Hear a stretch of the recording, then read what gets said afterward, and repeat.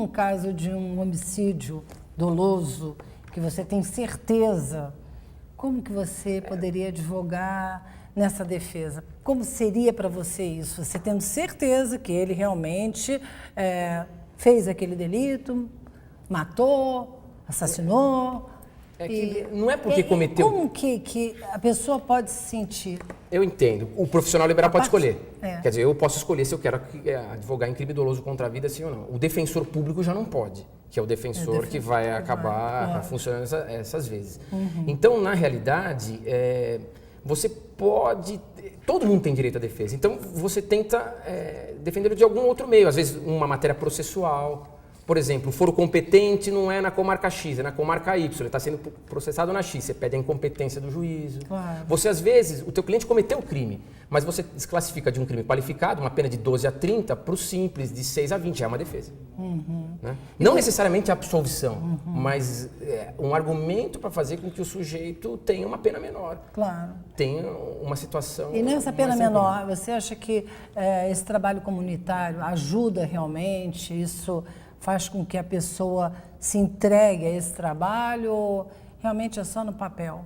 Não, eu acho que precisa ser fomentada. Essas penas alternativas precisam ser fomentadas, né? Para determinados crimes, porque a gente está tratando de doloso contra a vida ou crime contra a vida. Pode ser que realmente a pena privativa de liberdade seja um lugar onde você possa... vamos dizer, fazer uma reflexão maior. Mas para outros crimes, colarinho branco, crimes contra o patrimônio, me parece que a pena alternativa seria melhor, né? Melhor do que o cárcere, porque no cárcere, infelizmente, que ele deveria se regenerar, ele aprende a ser mais pior. Bandido. Né? Faz parte de organização criminosa, ele não é nada, mas aí entra dentro do sistema, faz parte de uma organização criminosa e volta pior. Então, do jeito que está, nós precisamos mudar essa legislação, né? E fomentando penas alternativas. Isso me parece que... Não é assim a política da quanto mais pena, melhor. Estatisticamente não funciona, a gente vê os números, né?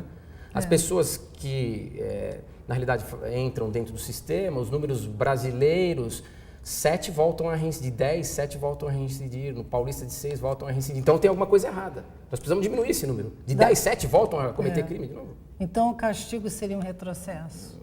O castigo, mas pode ser o castigo de outra forma, por uma certa reflexão. Você, sei lá, cometeu um crime de trânsito, vai auxiliar no hospital, no setor de ortopedia, vai ver a pessoa sem o braço, sem a perna, do jeito que você ficou, para ver se cai na consciência, né? Porque às vezes pagar uma cesta básica não vai funcionar. Isso, não vai funcionar. Não vai mesmo. Então, eu falei no retrocesso porque também fiquei pensando aqui. Houve avanço ou retrocesso quanto à soberania, né, brasileira? Ela regrediu ou ela teve um avanço? Voltando à soberania, viu? Não, na realidade me parece que houve um avanço, né?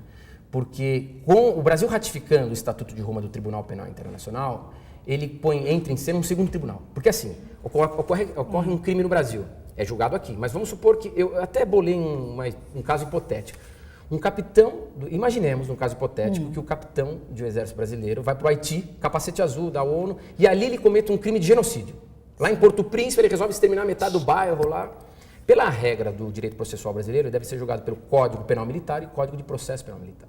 Mas supondo que ele não seja julgado, né? Que haja nem por um, nem por outro. Não, nem por um, nem pelo outro. Quer dizer, vai ficar impune? Não. E aí? Aí entra em cena o tal do TPI. Tal TPI. Que ele não vai ser extraditado, seria entregue para o TPI para ser julgado. Com uma pena privativa de liberdade, em princípio, de 30 anos, então é igual ao do Brasil. 30 anos, limite aqui, lá também. Mas se os atos forem graves e grotescos, pode ser comutada na prisão perpétua. Então a prisão perpétua do Brasil, ela está sob condição e ela entra numa segunda hipótese, não é de cara. Não é assim, defendo a prisão perpétua. Eu defendo a prisão perpétua nesses termos, né? Entendi. Bom, eu nasci na época do regime militar, mas eu não sofri muito, vamos dizer assim, os horrores da lei. Mas hoje, a gente vive num Estado democrático de direito. E qual que é o preço do Estado democrático de direito a se pagar? É o respeito à lei. O respeito, Por que a gente não respeita a lei? Esse é um bom exemplo. Se o Brasil ratificou um tratado, ele deve ser, vamos dizer, seguido. Senão é uma letra morta, mais uma letra morta. Né? Mais uma letra morta. Mas diz que a lei é bonita, né? Escrita, mas cumprida, ela fica muito comprida para ser resolvida. Assim, pelo menos, eu li em algum lugar. Mas eu queria saber agora um pouco sobre o livro, né? Esse livro maravilhoso que você lançou. Quando foi, Rodrigo? Na realidade, esse livro aqui, ele é produto da minha dissertação de mestrado lá na Universidade Mackenzie, né? Eu assisti uma palestra do professor Cláudio Lembo, junto com a professora Mônica Caggiano. E ele falava... ex-governador do Estado, foi governador do Estado de São Paulo, né? Era vice do Alckmin e acabou sendo governador. Isso. Né? Foi meu professor lá na Faculdade de Direito, no mestrado, a professora Mônica Caggiano também. E numa palestra, ele, vamos dizer assim, falou sobre a ampliação do rol dos crimes imprescritíveis, eu achei interessante e comecei a pesquisar. Então nasceu dentro dos bancos acadêmicos em nível de mestrado, de pesquisa. Eu pesquisei bastante, né? Até na biblioteca lá em Indaiatuba, no Mosteiro de Itaici, as meninas lá da biblioteca, a Cidinha, a Rosângela me ajudaram muito. Vou procurei a biblioteca da Ana. PUC, no Mackenzie. Então é fruto da minha dissertação de mestrado. Tem um carinho especial, né, com esse livro, né? Isso. E eu gostaria que você até lesse uma partezinha que você, ao iniciar o programa, você estava lendo, na realidade, a respeito também da soberania num sentimento, passagem de Nuremberg, isso, né? De Nuremberg. Na realidade, é assim, o que eu vou falar aqui, vou ler, é grotesco, né? E é um fato Mas foi real. um fato real. É um fato real, é grotesco, mas precisamos saber. Na realidade, se passou em alguns campos de concentração nazi, do exército alemão. Mais precisamente no campo de Dachau, né? Lá, então, tem relatos onde se fabricava abajur com pele humana. Olha que loucura, Dos ossos das pessoas saíam os botões de camisa. E o destroço ele fazia sabão, eles faziam sabão. Quer dizer, aí vem o tribunal de Nuremberg com os americanos e julgam essas pessoas, só que eles eram os vencedores, cumpriram o seu papel sem dúvida nenhuma. Só que, claro, eu como professor, numa escola de direito, eu tenho que falar, esse tribunal é um tribunal ad hoc. É um tribunal de exceção. Cumpriu o seu papel, sem dúvida nenhuma, mas ele é um exemplo clássico de tribunal de exceção. O TPI vem entrar em cena para substituir essa ideia de tribunal de exceção. Existe um tribunal permanente, uma corte permanente, que se você cometer crime, você vai ser julgado lá em Haia, na Holanda. Certo. Entendeu? E o que mais tem de interessante também nesse livro, que olha, gente, é muito bom, Elementos da Soberania e do Tribunal Penal Internacional. Então, vocês, quem ganhar, vai ficar feliz da vida, mas temos também a soberania segundo Hans Kelsen. Né? Eu abordei soberania sobre diversos autores. Kelsen é um deles. Né? Mas Kelsen, você estudou daquela ideia da hierarquia pirâmide de Kelsen, então você tem a norma fundamental, a Grundnorm, né? É isso aí. E é bastante interessante. Mas não só Kelsen, na realidade eu abordei também Ari Marcelo Solon, porque a gente tem que prestigiar os nossos. A gente vive falando dos outros. Mas tem também os brasileiros, que são muito bons, né? Claro. Ari Solon foi um dos que também escreveu, o professor lá do Largo do São Francisco, sobre a soberania, né? Bastante interessante. Quem começou com soberania foi Jean Baudin. Quer dizer, na França, essa ideia da soberania, aí depois nós tivemos, segundo Rousseau, nós temos soberania segundo Kelsen, nós temos soberania do rei. Luís XV, por que você é rei? Se perguntava na época, eu sou rei porque Deus quis e você é servo porque Deus quis. Essa é a soberania divina. Sou rei porque Deus quis. Eu nasci assim. Né? A soberania do parlamento, que a gente vê na Inglaterra, a soberania da nação, a soberania popular que é a nossa. Né? É verdade, é a nossa. Uma comunidade embrutece-se mais pelo uso regular de repressão do que pela criminalidade ocasional? Repetindo, uma comunidade embrutece-se mais pelo uso regular da repressão do que pela criminalidade ocasional? Oscar Wilde, 1854 a 1900, poeta irlandês, escritor e dramaturgo. O que você acha dessa frase, vamos dizer assim, desse pequeno texto? É um texto filosófico, né? Me parece que a gente tem que parar para pensar. Aqui no Brasil tem uma corrente muito forte que diz o seguinte: a comunidade, se a gente fosse perguntar se a pena de morte deveria existir, sim ou não, me parece que eles vão falar sim. Porque aqui nós temos o direito do ódio, né? Você querer o talhão, olho por olho, dente por dente, né? Então, nessa parte, me parece que embrutece, né? Quer dizer, se você feriu alguém, você vai ter a pena na mesma proporção. Só que nós vamos respeitar o estado da natureza. O homem é o lobo do homem, de novo, não dá. A gente precisa ter leis mínimas para se respeitar, porque senão, para que o Estado, né? Então, você me feriu, eu vou te ferir. Aqui se faz, você me aqui roubou, se paga, né?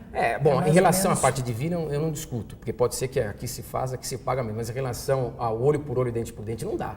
Não dá para ser, né? É a mesma coisa hoje, a gente viu o Ahmadinejad, né? Lá no Irã, quer dizer, em relação ao adultério, vamos apedrejar a mulher? É verdade, foi uma coisa Quer dizer, horrível. a comunidade internacional falou, como que pode uma pena dessa? Então, vamos... E deixava ela metade do corpo debaixo da terra, o peito para cima, um véu e todo mundo apedrejando? Será que isso... Brutal, brutal. Eu não consigo entender certas coisas, mas enfim, as coisas acontecem de uma maneira que tem que ter direito penal, tem que ter lei e tem que ter o doutor Rodrigo para nos colocar mais dentro das situações, tá vendo? Então, nós vamos fazer uma perguntinha agora para vocês, para quem estiver ligadinho aqui na gente. Uma pergunta, vai responder no nosso e-mail, códigodehonra.iasp@fmu.br. Respondendo, vai o quê? Já sabe, né? Ganhar um livro diante do sorteio das respostas acertadas, claro, né? Se errou, mas aí tem uma próxima, quem sabe? Hoje, 2 livros, não é isso, doutor? Lô, estão 2 livros para vocês poderem estudar, você telespectador, poder estudar e até, às vezes, continuar a pesquisa sobre o Tribunal Penal Internacional, sobre a soberania, porque a literatura é bastante... É muito pouco, é muito pobrinha. Esclarece bastante, eu acho que esclarece bem. Não é pobrinha, não. Não, eu tô falando a pobrinha em relação a isso, porque você pode pegar esse livro e continuar escrevendo, porque eu gosto de desafios. Sim, claro. E vai aos poucos, né? A dedicatória foi feita ao seu pai? Foi, na realidade, ao meu avô, né? Ao meu pai, que é professor de português, meu avô, que foi vereador aqui em São Paulo, e a minha mãe, as pessoas, a Cidinha, a Rosângela lá da biblioteca Vila Costa, lá no Mosteiro de Itaici, em Indaiatuba. E a esposa Ana? E a esposa Ana, que eu amo muito, né? Aliás, um beijo para você, Ana. Isso mesmo. Bem, nós vamos encerrando então aqui, né? Mas antes quero essa perguntinha. Vamos fazer? Vamos fazer. E a pergunta é simples. Quais são os crimes de competência do Tribunal Penal Internacional? Quais os crimes que o TPI julga?